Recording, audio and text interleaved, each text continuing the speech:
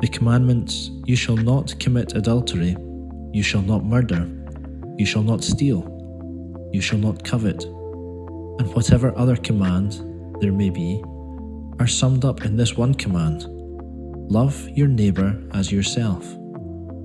Love does no harm to a neighbour.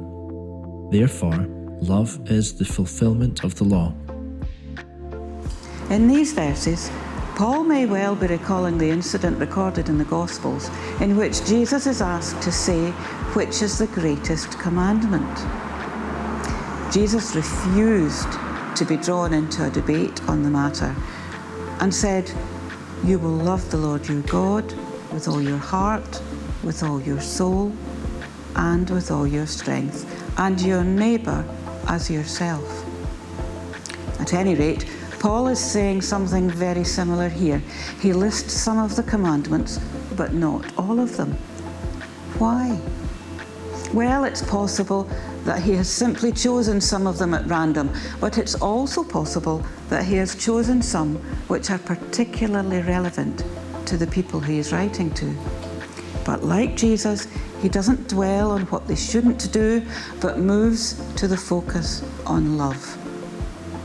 The commandments, he reminds us, were given to us to help us to love one another, but they are just the minimum.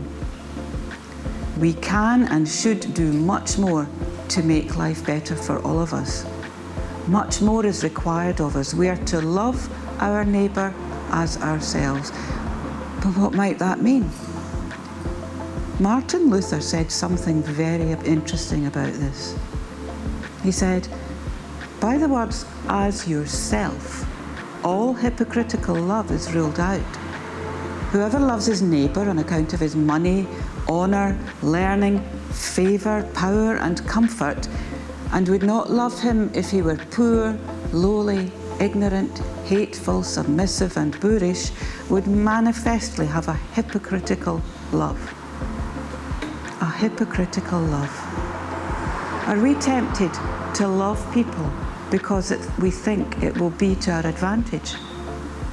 It's clear that God's love for us is unconditional in this sense.